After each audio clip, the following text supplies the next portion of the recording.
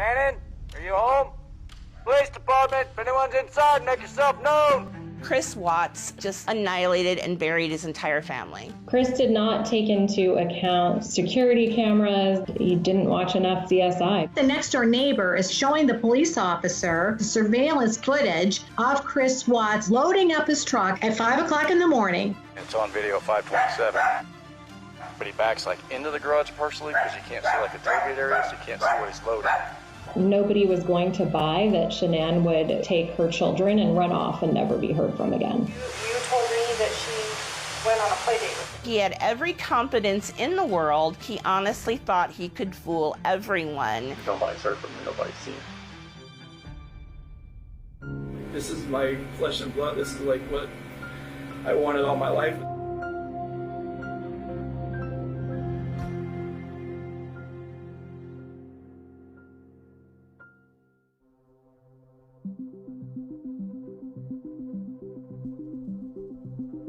This young lady and her kids are missing right now. A missing persons report is issued to the public saying that Shanann, Bella, and Cece are all missing. Police in Colorado have issued an alert for a pregnant mother and her 2 young daughters. They were reported missing on Monday. In a matter of hours, suddenly the small town of Frederick turned into the epicenter of media focus for that night's news. Chris and Jordan, nice to meet you. Good to meet you. Thanks for talking with us. There was a media frenzy. Everyone, everywhere, around the world, everyone was interested in this case from the get-go. So Chris goes on multiple Denver TV channels and pleads for the public to help him find his loved ones, even though he knows there's no way they're coming back. I have no inclination of where they're at right now. Like, I've exhausted like every friend that I know of, and every friend that I have has called friends that Shanann has that maybe I didn't know about. I have no idea like where they went.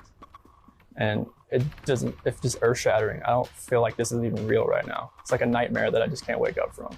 I want her back so bad. I want those kids back so bad. He was saying all the right things, but there was something in your gut that you knew that he did it. He smirks after he makes a comment. I want those kids back so bad. And that's what we call duping delight. He thinks he's such a great performer and pulling this whole story off. Bella was gonna start kindergarten next Monday. He says Bella was to start kindergarten soon. He's viewing her as dead because he already knew she was not going to be coming home. Something just seems off. His body language and his mannerisms are raising red flags. It's really hard to even suspect anything right now as far as how she could have left, or if someone came picked her up, or if someone took her. There was something more to this case than all of us realized. A lot of things aren't adding up. Police want to sit him down and talk with him. And then it sort of spiraled from there.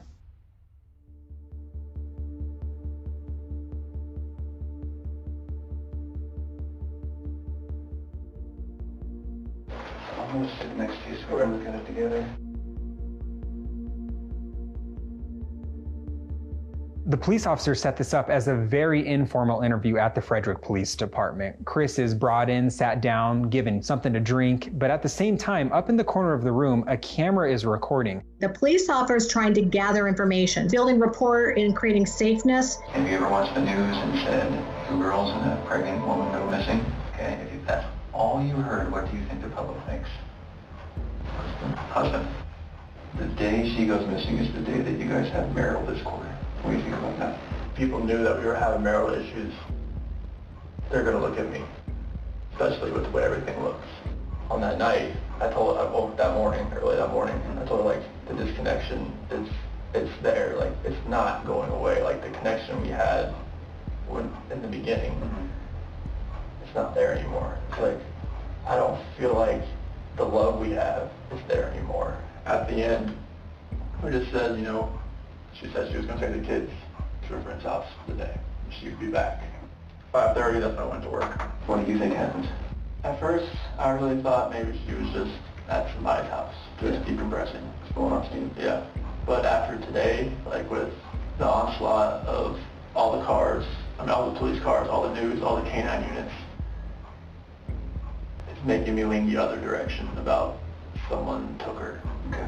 But it's just, if someone took her, it would have to have been someone she knew. It's crazy to think that he could, you know,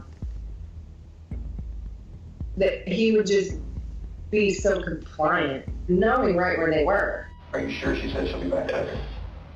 On a scale of 1 to 10, how positive? That's a 10. A 10? Yeah. Okay. I need to ask you about your marriage and infidelity. I have never cheated on my wife. She's always been a trustworthy person. I've always been a trustworthy person. I fully expect if we ever thought about straying another way, that we would tell each other before it happened. I think that sounds ridiculous. They're asking more in-depth questions, and they're also starting to corner him, not only through his story, but also physically, by making him sit in the corner of the room and setting themselves up between him and the door, as if the only way you're getting out this door is if you go through me first. This doesn't make sense to me. It doesn't add up. So can we talk about the tale of two Chris's? Chris number 1 fell out of love with his wife, started wondering what it might be. He didn't have a wife to take care of and a girl to take care of.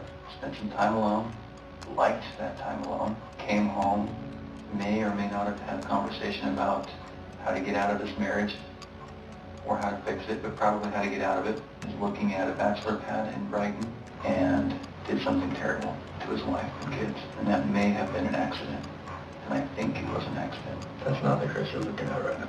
The Chris you're looking at is the man who loves these kids and loves his wife and will never, ever, ever do anything to harm them. Why should I believe you? Because I'm a very trustworthy person. Chris was almost overconfident that his ability to charm would win the investigators over. You talk to any of my friends, any of her friends, they know me. They know I would never harm my kids. I would never harm my wife. I'm not about confrontation. Now, Chris is portraying himself as the least likely suspect in this scenario. I love these girls. I love these girls so much. And this picture right here, Celeste and Bella, those are my life. I helped make those kids. There's nothing in my life that means more to me than these kids. Nothing. Nothing you've told me tonight makes sense. Nothing you've told me tonight feels like the truth. There's something that happened that got maybe a little bit out of control. There was no fight. There was nothing physical.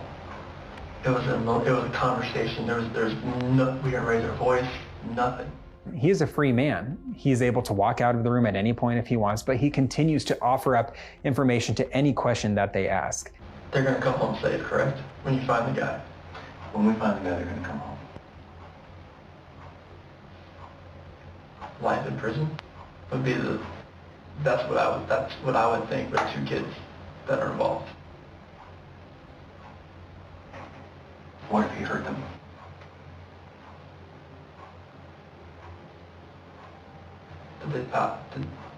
I'm not sure if that penalty is even used. Is it used in Colorado? I'm not even sure what is the death penalty. The investigators tells him, "You're probably wondering why I asked some of these questions, and you're probably wondering if I think you're a suspect. I'm not the only one who thinks that there's a possibility you have something to do with this. You're going to go home tonight and think about the moments where you might have slipped. Come back tomorrow and we'll continue to talk." You know that we have to get to the bottom of this. You know that? Yeah. Okay. Would you take a polygraph? Sure. Chris leaves a free man from the Frederick Police Department on August 14th. On August 15th, Chris agrees to do a lie detector test. Regarding Shanann's disappearance, do you intend to answer all of the questions truthfully? Yes. He thought that they were not looking at him. He thought he could breeze through a polygraph test. Right now, there's only one person in this room that knows what the truth is, and in about 5 minutes, there's going to be 2 of us. That's one heck of a way to start a polygraph.